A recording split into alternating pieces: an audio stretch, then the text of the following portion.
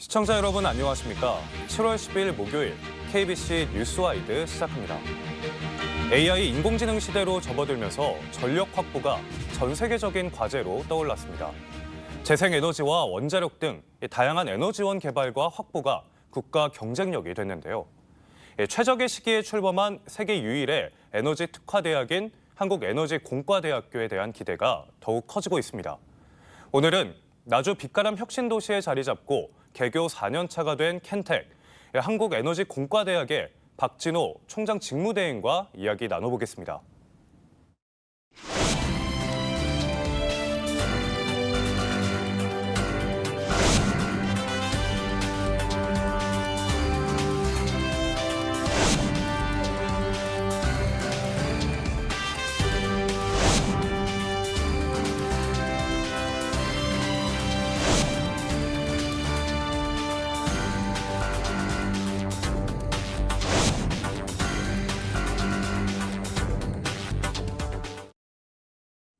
네, 부총장님 안녕하십니까? 네, 안녕하십니까? 네, 한국에너지공대 켄텍이 개교 4년 차를 맞았습니다. 이 켄텍이 지향하는 핵심 비전과 역할은 무엇입니까? 네, 저희 켄텍은 단순한 또 하나의 공대가 아니고 세계 유일의 에너지 특화 연구 중심 대학을 지향하고 있습니다. 최근 에너지 안보와 함께 그 에너지 대전환이 일어나고 있는데요. 예를 들면 탄소 중립, 디지털화, 또 분산화 같은 것들이 그 키워드가 되겠는데, 그러한 기술을 개발하고 인재를 양성하는 기술 혁신 플랫폼으로 저희 켄텍이 자리매김하고자 하고 있고요. 그런 측면에서 우리 켄텍은 또 그 AI for 에너지, 또 에너지 for AI라고 하는 그런 AI와 그 에너지를 융합한 그 기술 연구 개발도 열심히 하고 있습니다. 또한 뭐 그런 측면에서 저희 대학은 작지만 강한 강소대학, 그 다음에 그 지역과 함께 글로벌로 나가는 글로컬 대학, 그리고 그 산학연 연합적인 협력에 의해서 기술 개발을 하는 연합대학, 그 다음에 다른 대학이 그 추구하지 못하는 새로운 공학 교육을 제공하는 미래혁신대학도 추구하고 있습니다. 네, 야심차게 출발했지만 2022년 개교 직후 이 정권 교체와 함께 어려운 상황을 겪어야 하지 않았습니까? 지난 3년간 어떤 도전과 위기가 있었을까요?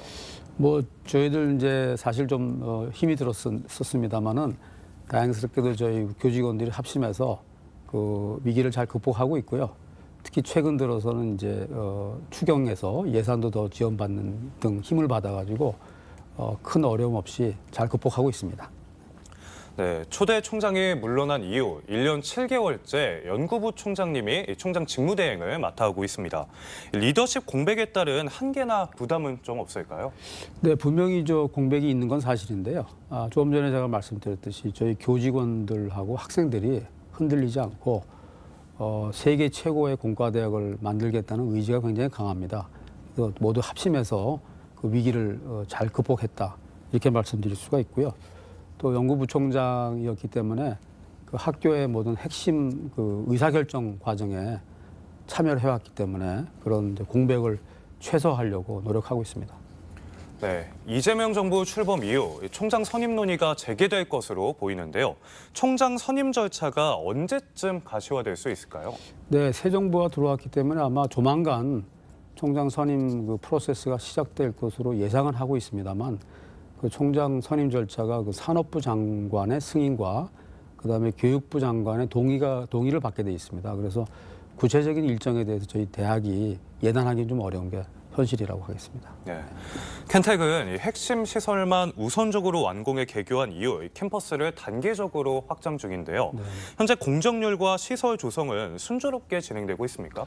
네, 그렇습니다. 저희 개교할 때 행정 강의동의 아주 일부인 핵심 그 시설 한 동을 가지고 출범을 했는데요. 네. 올 2월에는 이제 우리 학생들이 생활하면서 교육을 받는 RC 교육센터, 그리고 또 올 11월 달에는 연구 1동이 준공이 돼서 외부에 나가 있는 우리 교원들하고 대학원생들, 연구원들이 전부 캠퍼스로 다 이제 들어오게 되고요. 또 내년에는 이제 우리 학교가 시그니처 빌딩으로 생각하고 있는 도서관이 완공이 되고, 좀 장기적으로 보시면 2027년 말까지는 대학원생 기숙사하고 그다음에 연구 2동이 준공이 되면은 완벽하게 그 캠퍼스의 모습을 갖출 수 있을 걸로 그렇게 보고 있습니다. 네, 앞서 언급한 대로 윤석열 정부에서 정부 출연금이 대폭 삭감되면서 대학이 큰 어려움을 겪었습니다. 다행히 새 정부의 첫 추경안에 100억 원이 반영이 됐는데요. 확보된 예산은 우선 어떤 용도로 활용될 예정일까요? 네, 저희 정부 예산은 뭐 단순한 그 운영 경비로 쓰이는 것은 아니고요. 저희 교육 연구 인프라를 강화하는 데 주로 투입이 되는데 뭐 예를 들면은 그 태양광, 수소, 뭐 전력 반도체 같은 그런 에너지 신산업 관련 실험 실습 그 인프라하고 그다음에 거기에 필요한 정보통신 인프라가 필요한데 그런 인프라 투자로 집중할 계획입니다.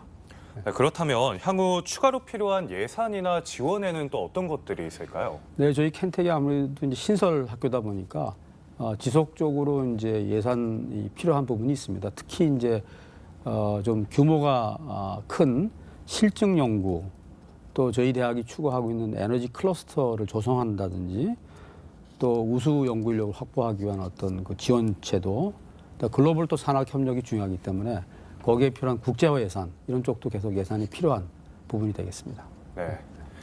이공계 기피와 의대 쏠림 현상 속에서도 이 신생대학인 켄텍은 첫 해부터 우수한 학생들이 많이 지원해 관심을 모으지 않았습니까? 네. 어떻습니까?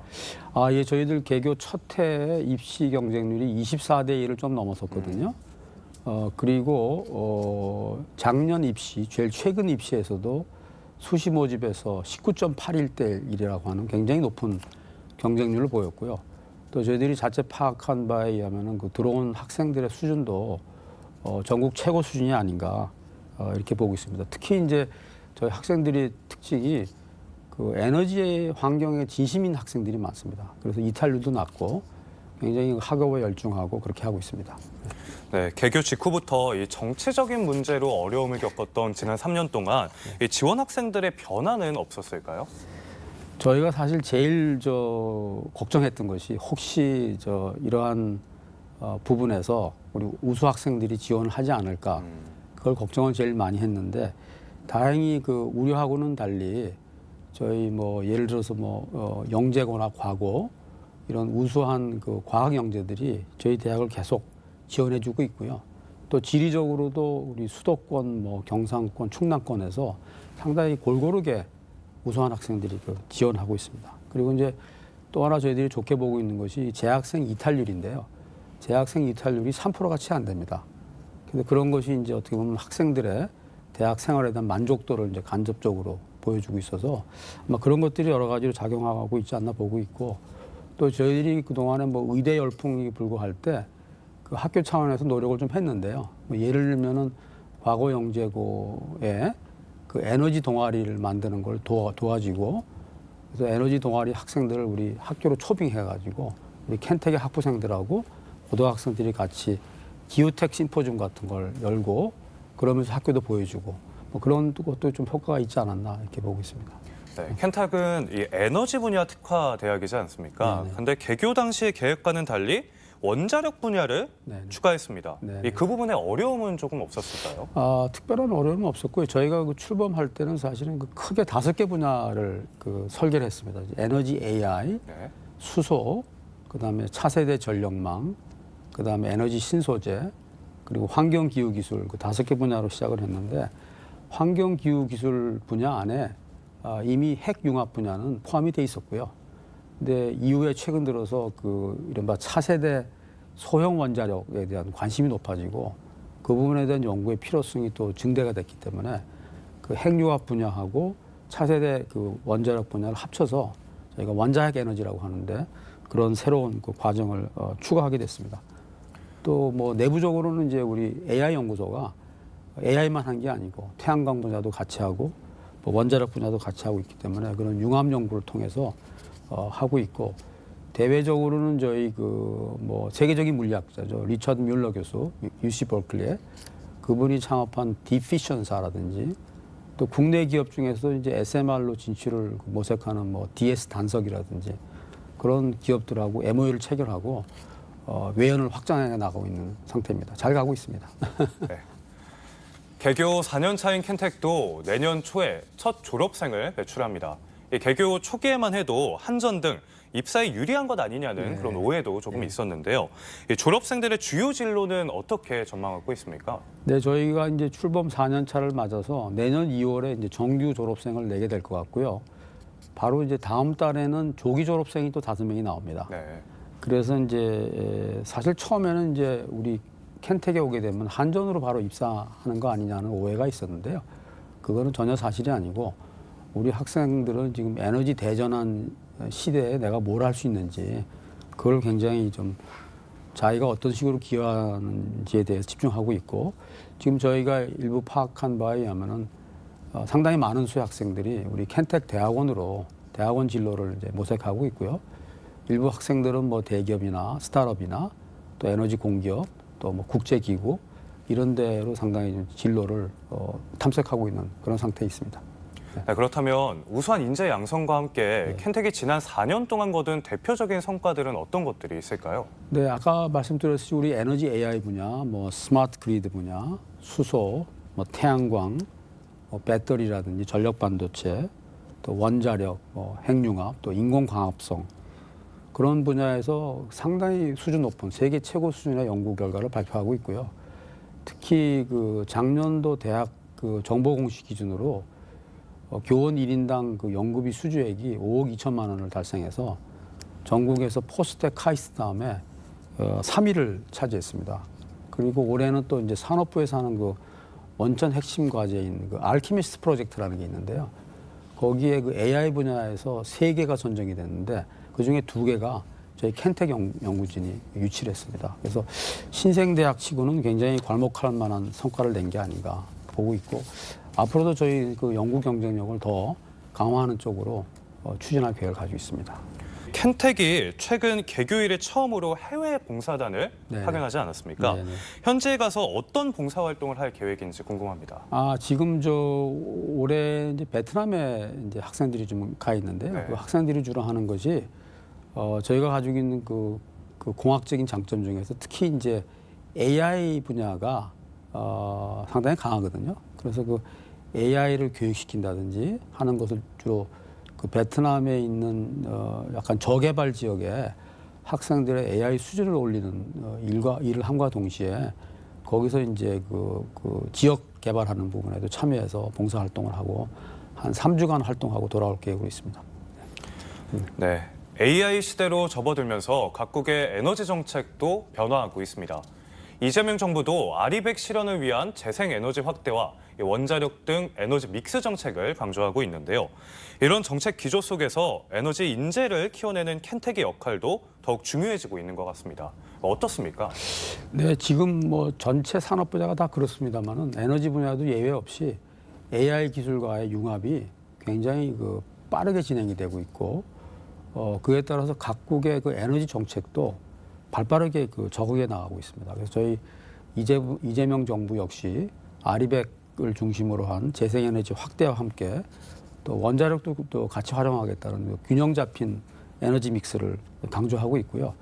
그런 측면에서 이제 우리 켄텍의 역할이 저희가 하고 있는 것이 이제 화석 연료를 제외한 미래 에너지 기술 분야를 다 하고 있기 때문에 아까 처음에 말씀드렸듯이 단순히 이제 또 하나의 공대가 아니고 에너지로 특화된 어떤 특화 분야에서 성과를 내는 그런 대학으로서 그 할 일이 더 많아지는 것 같습니다.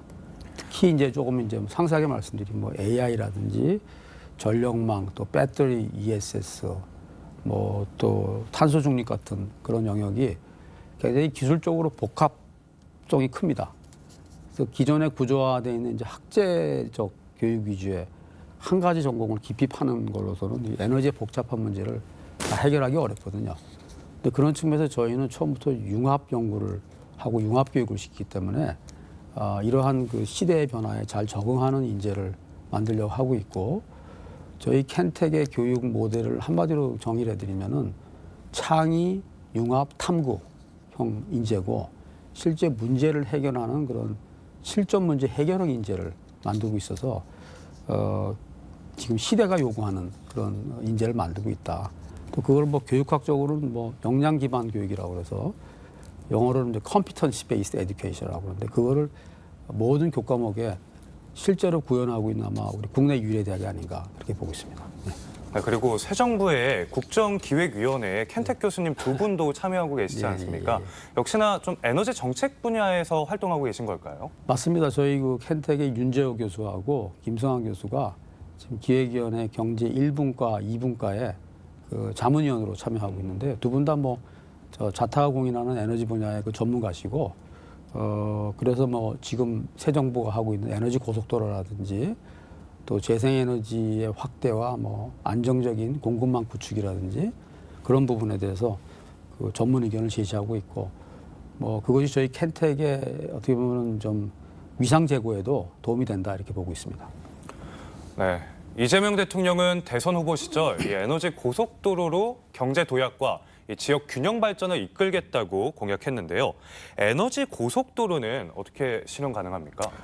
이 에너지 고속도로 이 정부에서 추구하는 거는 기본적으로는 서해안에 한 20기가 이상의 그 해상 풍력을 서해안을 따라서 이제 북쪽으로 송전을 하고 2030년까지, 네. 2040년까지는 남해안을 연결해가지고 이른바 U자형 차세대 전력망을 국내에 그 구축하는 상당히 거대한 프로젝트입니다. 단순히 송전망 건설에만 있는 것이 아니고요. 지산지소적인 예를 들어서 그 필요한 곳에서 에너지를 써서 송전 부담을 줄여주는 그런 마이크로 그리드라든지 또 배터리가 들어가 있는 배터리 기반 에너지 저장 시스템이라든지 또 아까 말씀드렸듯이 초고압 직류 송배 등 그런 기술들의 되면 종합 그 작품이라고 볼 수 있는데 켄텍이 저희 그 에너지 고속도로의 기획 그다음에 뭐 실질적인 실증 연구에 아마 적극적으로 참여할 수 있을 것 같습니다. 그래서 중추적인 역할을 아마 담당하게 되지 않을까 기대를 하고 있습니다. 네, 이재명 정부의 에너지 정책을 뒷받침하기 위해 지난 5월이죠. 켄텍의 에너지 정책 연구소가 출범했습니다. 네. 어떤 일을 하게 되는 걸까요? 네, 에너지 정책 연구소는 지금 현재 화두가 탄소 중립과 어떻게 에너지 안보, 그다음에 산업 육성을 균형 있게 추진해 나갈 거냐 하는 것이 전 세계적인 이슈고 또 우리 국내에도 국가적인 이슈인데요. 그거를 정책적으로 서포트하는 이제 싱크탱크 역할을 할 계획으로 가지고 있고요. 특히 저희 켄텍에서 하는 정책연구소는 저희가 공대다 보니까 공학적 모델링이나 전산모사와 같은 그런 툴들을 할 수 있는 역량이 있거든요. 그러한 공학적인 모델링과 그다음에 AI 기반 연구가 접목이 된 그런 기술 정책 융합형 정책을 제시할 수 있을 것 같고 그런 그 제시된 그 정책을 또 정부나 관련 그 기관들한테 제안도 해드리고 그렇게 할 계획입니다. 내년에는 저희들이 그 이제 대학원 내 정책 그 에너지 정책을 하는 융합 전공을 시작할 계획이고요. 그 다음에 이제 바로 그 다음 해나 아니면 그 다음 해는 그 전문 대학원으로 키우고 또 필드에 있는 분들을 또 교육시키는 것도 중요하기 때문에 최고 경영자 과정 같은 그런 과정도 좀 개설할 계획을 가지고 있습니다. 추진하고 있습니다. 네. 네. 에너지 패러다임이 급격히 바뀌고 있는 시대입니다. 탄소 중립, 에너지 전환, 디지털 기반 인프라까지 다양한 변화가 일어나고 있는데요. 이런 흐름 속에서 켄텍이 중점적으로 연구하고 있는 분야는 어디일까요? 네, 아까도 제가 잠깐 말씀드렸듯이 저희가 중점적으로 하고 있는 부분은 화석 연료를 제외한 모든 에너지 기술을 다 하고 있다. 뭐 대표적으로 뭐 태양광 풍력과 같은 재생에너지, 그 다음에 에너지 AI, 뭐 스마트 그리드, 수소, 뭐 2차 전지 배터리, 전력 반도체, 또 차세대 원자력, 또 핵융합 같은 그런 기술을 하고 있고요. 특히 이제 좀 강조드리고 싶은 것은 뭐냐면 아까 그 AI와 에너지 산업의 접목을 말씀드렸는데 AI 기반 에너지 시스템의 제어라든지 자동화, 또 이 스마트 그리드를 포함하는 차세대 전력망을 어떻게 구축할 건지, 또 재생에너지의 보급에만 집중하는 것이 아니고 재생에너지의 그 소재 부품에 국내 공급망 재구축 같은 그래서 그런 부품 소재 개발도 저희들이 중점을 두고 있습니다. 네. 네, 최근 정부가 나주 에너지 국가산업단지 조성 사업을 승인했습니다. 다양한 에너지 산업, 신소재 산업 관련 기업들이 입주될 것으로 예상이 되고 있는데요. 이 연구 중심의 켄텍과 관련 산업의 연계를 기대해봐도 좋을까요? 물론입니다. 저희 나주가 최근에 그 에너지 국가산단으로 지정된 거는 굉장히 기쁜 소식이고 또 저희 켄텍한테는 큰 기회라고 보고 있습니다. 왜냐하면 이 산단을 중심으로 켄텍이 실증 테스트베드 활용할 수 있고요. 어떤 산학 협력의 플랫폼으로 활용하기에 아주 적합한 지역이 되겠습니다. 이미 저희 교수진이 그 클러스터 기반의 사랑 실증 프로젝트나 아니면 그 창업 스타트업 멘토링 사업을 계획해서 추진하고 있거든요. 저희가 보기에는 국가 산단이 기술과 정책과 실증과 산업 그것이 하나의 플랫폼으로 만들어지는 좋은 교두보가 되지 않을까 이렇게 기대를 하고 있습니다. 네, 연구와 교육에 집중해야 할 대학이 이 정권 변화에 따라 이 재정이나 운영에 큰 영향을 받았다는 점이 참 안타까운데요. 이 정치에 흔들리지 않는 이 국립 에너지 특화대학으로 자리 잡기 위해 어떤 제도적인 뒷받침이 필요하다고 보십니까? 네, 저희 켄텍이 국가 그 100년 대계를 준비하는 그 교육이나 연구기관이라는 마음으로 저희는 하루하루 최선을 다하고 있거든요. 그리고 아까 말씀드렸듯이 세계 어디도 찾아볼 수 없는 에너지 분야로만 특화돼 있는 그런 교육기관인데요. 지금 현재 이제 이러한 이슈는 우리 국가적인 정책 이슈를 넘어서서 글로벌한 이슈가 돼 있고 글로벌한 탄소 중립을 어떻게 만들 것이냐가 이제 가장 큰 이슈거든요. 근데 이러한 측면에서 이제 우리 켄텍이 정치적인 논쟁의 대상이 되는 것은 바람직하지 않은 것 같습니다. 그래서 어떤 제도를 저희가 특별히 바란다기보다는 그 우리 켄텍을 우리 국가의 100년 대계를 준비하는 교육연구기관으로 좀 바라봐 주시면 좋지 않겠나 그렇게 부탁을 드리고 싶습니다. 네, 끝으로 켄텍에 많은 기대를 갖고 있는 시청자 그리고 지역민들에게 한 말씀 부탁드리겠습니다. 네, 저희 켄텍은 이제 설립한 지 4년이 돼 있고요. 학생들이 굉장히 열심히 교육과 연구에 매진하고 있습니다. 그래서 아마 첫 졸업생들이 굉장히 훌륭하게 본인들의 진로를 찾아나갈 것으로 기대를 하고 있고 또 동시에 국가와 인류가 요구하는 연구도 초창기 대학치고는 굉장히 빠른 속도로 저희들이 하고 있어서 아까 말씀드렸듯이 국가의 100년 대계를 그림을 그리고 거기에 기여하는 대학이 되려고 열심히 노력하고 있으니까 국민 여러분들께서 항상 좀 어여삐 바라봐 주시고 도와주시면 감사하겠습니다. 네, 오늘 이야기는 여기서 마무리하겠습니다. 지금까지 한국에너지공과대학교 박진호 총장 직무대행과 함께했습니다. 총장님, 오늘 말씀 고맙습니다. 네, 감사합니다.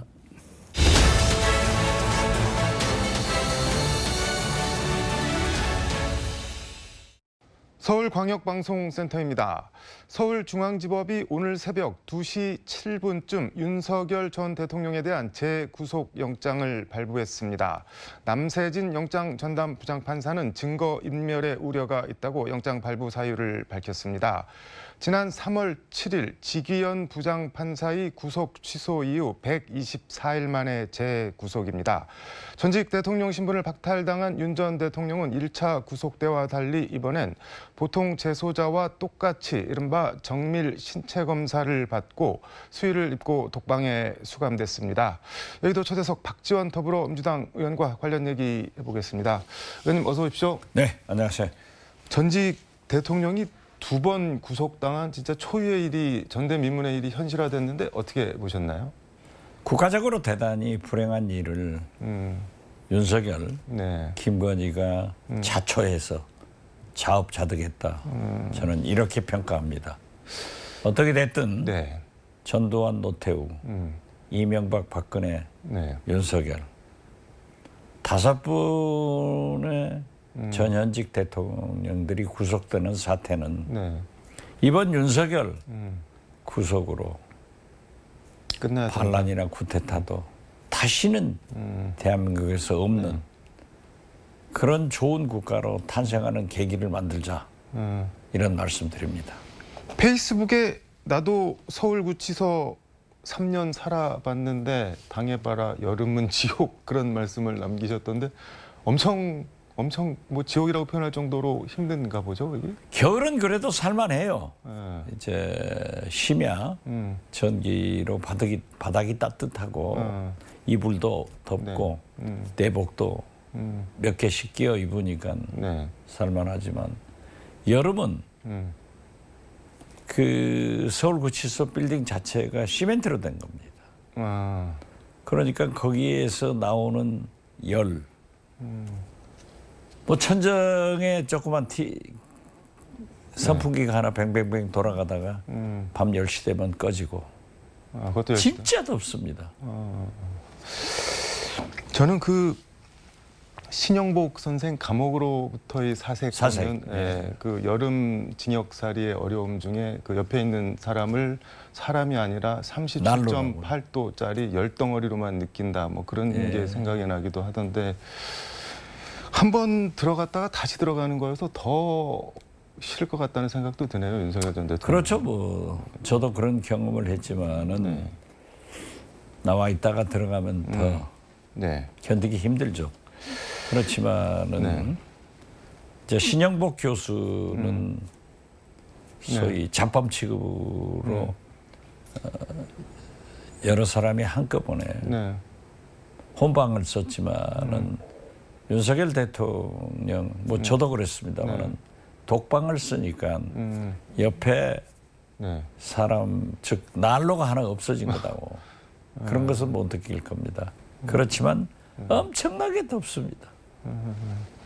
근데 조은석 특검팀이 구속영장 청구서 조은석 특검팀이 낸 구속영장 청구서 보면은 공수처 경찰 체포영장 집행 당시에 윤석열 전 대통령이 김성훈 당시 경호처 차장한테 국군 통수권자의 안위만 생각하라, 지켜라, 뭐 그러면서 총 얘기도 하고 그랬다는데 본인이 불법 비상계엄 내란 피의자 이런 생각이 아니라 그냥 그때까지도 그냥 대통령 뭐 좀 더 얘기하면은 짐이 곧 국가다 뭐 그런 생각을 했던 거 아닌가 싶기도 한데. 천공 스승은 지금도 이재명은 틀렸고 윤석열이 옳다는 거예요. 뭐가 틀리고 뭐가 옳다는 건가요? 글쎄요. 그리고 7월 달이면은 다시 윤석열이 좋아진다. 저는 뭐 돌아다닌다, 나온다 하는 것으로 받아들였는데요. 그런 정신 나간 유튜브에 심취되어 있으니까 윤석열 대통령은 그러한 잘못된 언행을 했지 않는가 이런 생각합니다. 근데 그런 마인드는 어디서 왔을까요? 그거 아니에요. 아무리 생각해봐도 서울 구치소로 갈 게 아니라 정신병원으로 가야 될 뇌 구조가 그래요. 20일 구속 기간 이제 특검이 확보했는데 이 기간에 뭐 특수 공무 집행 방해 등 혐의로 기소를 추가로 하면은 6개월간 더 신병을 확보할 수 있고 그러면 사실상 특검 기간 수사 기간 내내 신병 확보해서 편하게 수사를 할 수 있는데 외환죄 수사로 집중하겠죠 이제? 그러겠죠. 그러나 외환죄가 제일 크죠. 북한을 자극해서 드론을 보내서 전쟁을 유발시키려 그러면 딱 계엄되는 거죠. 북한이 만약에 우리 공격하면은 계엄하는 것은 당연하잖아요. 그러한 것을 기도했다는 자체가 아직 구체적으로 수사가 되지 않은 것 같아요. 그렇기 때문에 만약 추가 기소도 할 수 있는 거고 저는 이제 못 나오는 것도 아니에요. 못 나온다. 근데 아니 국가와 국민을 보위하겠다는 대통령 선서를 한 사람이 어떻게 북한에 무인기를 보내서 전쟁을 유발해서 계엄을 할 생각을 했는지 전쟁을 유발할 생각을 애초에 어떻게 진짜로 했다면은 그걸 어떻게 봐야 되는 걸까요? 그러니까 그 뇌 구조를 누가 어떻게 알겠어요? 이건 상상을 초월한 일을 해왔는데 이번 윤석열 구속을 통해서 다시는 대한민국 전직 대통령이나 현직 대통령이 구속되는 역사가 반복되지 않기를 바라고 내란, 쿠데타, 외환이 없는 그런 대한민국으로 우리 국민들이 우리 민주당이 이재명 대통령이 진짜 대한민국을 만들어야 된다. 저는 이런 생각을 다짐합니다. 내란 외환 우두머리는 법정형이 사형 아니면 무기징역밖에 없는데 뭐 못 나올 거다 그렇게 말씀을 하셨는데 그럼 진짜 평생 감옥에서 있게 될 수도 있는 건가요, 이거? 그럴 수밖에 없는 거죠. 그럴 수밖에 없다. 근데 김성훈 전 경호처 차장도 그렇고 강희구 부속실장 등등 뭐 윤 대통령 신복 호위무사를 자처했던 사람들이 전부 다 이제 태도랑 진술을 바꿔서 나는 상부 지시 따른 것밖에 없다. 어떻게 보면 이제 각자 도생 자기 살 길을 찾고 있는데 좀 씁쓸하다는 생각도 들고 그러네요. 그런 거 보니까는. 그게 예. 윤석열 대통령이 비겁하고 추한 모습이에요. 박근혜만 하더라도 대국민 사과하고 최순실도 내가 시켰다 했다. 이렇게 진실하게 고백을 했지만은 윤석열은 조폭 두목만 또 못하게 자기 책임이 없다. 예. 그리고 부하들이 했다 하는 거지만은 김성원 네. 경호실 1차장이나 강희구 네. 부속실장이 진실을 토로하잖아요. 네. 그래서 저는 뭐잖아. 김영현 전 국방장관이 지금 진술을 거부하고 버티고 있지만은 거기도 네. 자기 살기 위해서 진실을 밝힌다. 저는 그렇게 봅니다. 어제 영장심사 최후 진술에서 윤 전 대통령이 그런 말을 했다고 하는데 나는 지금 고립무원이다, 외롭다, 혼자 싸우고 있다. 그거는 뭐 좀 심경의 일단을 내비친 것 같기는 한데. 이제 뭐 네. 김성원 경호실 1차장이나 강희구 네. 비서실장이 그렇게 지시를 했어도 명령에 따르지 않고 진실을 밝히니까 그런 소외가 들 거예요. 그렇지만은 네. 그러한 말을 하는 대통령 네. 우리 국민들이 어떻게 생각합니까? 그러니까 이제 네. 모든 사람이 한덕수 총리도 네. 김용현 장관도 다 진실을 밝히면은 네. 더 외로워지겠죠. 그러기 전에 네. 저는 윤석열 대통령이 그래도 검찰총장도 했고 대통령 3년 했으면은 내 책임이다. 내가 잘못했다. 국민에게 용서를 바라고 진실을 밝히는 것이 좋지. 저렇게 네. 왕법부라지처럼 왕법 기술자처럼 빠져나가려고 추잡한 짓 하지 마라. 이렇게 말씀드립니다. 그 말씀하신 대로 진솔한 사과, 반성 그런 거 하기에는 너무 멀리 온 것 같다는 생각도 드는데 다시 지금도 안 늦었죠. 지금도 안 늦었네요. 네, 그것은 네. 자기의 잘못을 반성하고 네. 대국민 사과, 역사 앞에 사과하는 것은 늦지 않은 거예요. 자기가 느꼈을 때 진실하게 해야 되는 거예요. 김건희 특검 공천 개입 의혹 관련해서 윤상현 의원 등 압수수색을 했는데 이거는 어떻게 보셨나요? 이제 공천 개입. 네. 그 윤상현 의원이 압수수색을 당하면서 네. 뭐 정치 보복이다. 그걸 이재명 대통령이 민주당에서 했나요? 윤석열 대통령이 얘기했잖아요. 상현이한테 네. 공천하라고 했다. 자기들이 한 것을 네. 자기들끼리 주고받아서 지방선거나 이런 공천 개입한 것을 왜 정치 보복이라고 하죠? 그래서 앞으로 내란을 네. 조장한 국회로 모이는 의원들을 방해한 네. 여러 가지 개입된 현역 의원들도 많이 네.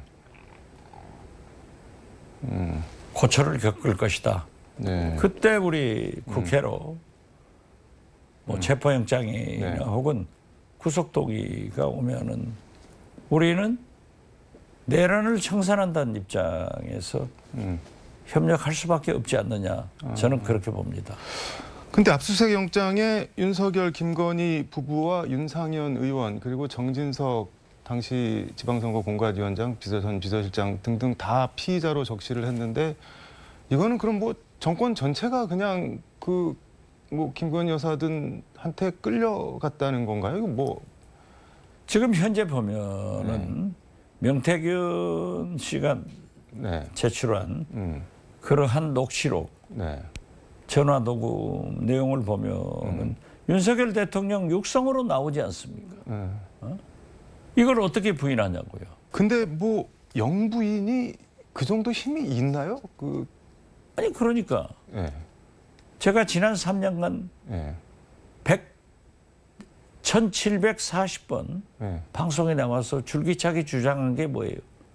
대통령 김건희, 영부람 윤석열, 영부람 윤석열. 그걸 1740번이라고 말씀하셨나요? 예, 1740번 방송 나와서 줄기차게 주장을 했지만은 이분들은 네. 특히 김건희, 윤석열, 윤건희는 국가를 자기 사유물로 생각한 거예요. 국민의힘 공천도 내가 주랑하면 줘야 된다 하는 것을 했잖아요. 그렇기 때문에 여기에 대한 책임을 져야 되고 네. 이 하수인 역할을 한 부안해동한 정치인들도 응분의 책임을 져야 될 것 아니에요. 그래서 검찰개혁도 방송 3법의 개정도 대통령께서 말씀하신 추석 전에는 내놔야 된다. 그래서 신속하게 네. 환도만 돌아내는 그런 개혁이 이루어져야 된다. 이렇게 주장합니다. 근데 뭐 국민의힘에서는 특검에 대해서 뭐 정치 보복이다, 이제 칼 잡았다고 막 휘두르냐 그렇게 얘기를 하는데 뭐 그런 얘기도 나오는데 윤석열 대통령이 공직선거법 위반으로 100만 원 이상 형 확정받으면은 지난 대선 국가 지원금 400억 정도 되는 거 그거 뱉어내야 되고 당이 폭파되는 거 아니냐 뭐 그런 걱정도 하기는 하는 것 같습니다. 걱정하지만은 네. 그것이 현실로 드러났기 때문에 사법부의 판단이 내리면 그렇게 해야죠. 아니 네. 누가 그걸 만들었습니까? 누가 그걸 했습니까? 그것은 이미 윤석열, 김건희, 네. 윤건희 정권에서 했고 그 역할을 한덕수 네. 내각과 국민의힘 국회의원들이 했다고 하면은 거기에 대한 책임을 져야지. 자기들이 하고 네. 자기들 대통령이 지시한 것을 왜 이재명 민주당이 정치 보복한다고 하느냐고요. 우리하고 무슨 관계 있어요? 근데 국민의힘 입장에서는 이제 이재명 대통령이 뭐 김문기 모른다 공직선거법 허위사실 공표 혐의 재판받을 때 그 유죄 100만 원 이상 나오면은 대선 자금 430억 뱉어내야 된다. 그걸 계속 줄기차게 얘기를 해서 지금 와서 다른 말을 하기도 좀 애매할 것 같기는 하네요. 할 수가 없죠. 법은 만인 앞에 평등한데 네. 자기들 어떻게 변명해요? 검찰도 그러지 않습니까? 네. 만약에 도이치모터스 주가 네. 조작, 양평 고속도로, 네. 최 목사의 디올백 이런 걸 자기들이 제대로 수사했으면은 지금 특검 갔겠어요? 안 가잖아요. 최상병 제대로 했으면은 특검 가나요? 내란 특검도 네. 검찰이 제대로 했으면은 네. 특검 갔겠어요? 제대로 해서 국민한테 밝혔으면은 박수 받을 거예요. 안 하고 덮어뒀다가 네. 이제 와서 대통령 바뀌니까 내놓고 네. 그 특검이 밝히니까 하는 것도 아니에요? 뭐 국민의힘도 그렇고 검찰 수사권, 기소권 분리 공소청 전환 이게 다 자업자득, 자승자박이다 뭐 그런 말씀처럼 들리네요. 이 시대적 요구의 검찰 개혁은 기소권과 수사권을 분리하라는 거예요. 어제 법사위에서 네. 공청회도 했지만은 국민의힘 측에서 나온 두 분은 자꾸 이상한 소리 하더라고요. 과거에 박종철 네. 경찰에서 했잖아요. 탁치니까 하고 죽었다. 이걸 검찰의 수사 지휘로 밝혀냈다. 밝혀낸 건 사실이죠. 그렇다면은 그 많은 인혁당과 간첩 자작, 동배를 인 사건 이건 또 누가 했냐?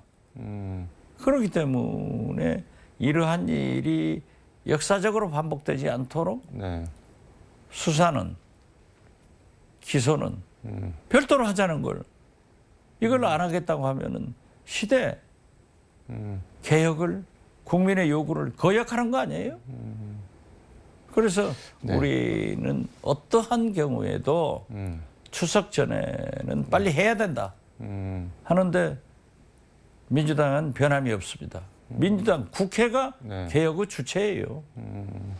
시간이 다 돼서 요거 하나만 여쭤보겠습니다. 안철수 국민의힘 혁신위원장이 이거 나 못하겠다 사퇴를 했는데 일각에서는 또 철수하냐 그러고 또 다른 쪽에서는 야 쌍권으로 대표되는 그런 기존의 주류들 해도 너무한다 뭐 이렇게 두 가지 얘기가 다 있는 것 같은데 의원님은 어떻게 보세요? 모처럼 안철수 네. 의원 정치에 바른 말을 한 거예요. 안철수나 김용태 전 비대위원장이 바른 말을 한 거예요. 그렇지만은 네. 국민의힘은 쌍권은 네. 지금도 윤석열 추종 세력이에요. 친윤, 찐윤, 언더찐윤 이 사람들이 지배하기 때문에 안 되죠. 그래서 저는 네. 안철수 혁신위원장이 사퇴한 건 좋은데 네. 거기에서 또 당대표 나오겠다 네. 한 것은 과욕 같아요. 안 돼요. 왜 안 되나요? 친윤들이 당을 장악하고 있잖아요. 그렇기 때문에 저는 한동훈, 네. 안철수, 김용태 네. 이런 분들은 안 돼요. 그럼 누가 당대표 되나요? 글쎄요. 국민의힘은? 저는 김문수 전 장관이 친윤 계속 추정하잖아요. 정광훈 목사하고도 관계하잖아요. 그렇기 때문에 되리라고 보는데 네. 윤희숙 혁신위원장을 또 선임했더라고요. 네. 지금 7번째인가 선임했죠. 네. 지금 며칠 남았는데 뭘 기대하죠? 기대할 저는 데가 없는 당인가요, 그러면? 국민의힘은 네. 마치 이승만 독재의 자유당이 박정희 네. 유신 독재의 공화당이 전두환의 5.18 민정당이 역사와 네. 국민에 의해서 사라지듯 국민의힘은 역사와 국민의 힘으로 네. 사라질 당이지 재건될 당이 아니다. 저는 그렇게 판단합니다. 알겠습니다. 사라진 이후에 어떻게 될지도 여쭤보고 싶은데 시간이 다 돼서 오늘 말씀은 여기까지 듣도록 하겠습니다. 고맙습니다. 네, 감사합니다. 지금까지 서울광역방송센터에서 박지원 민주당 의원과 함께 전해드렸습니다.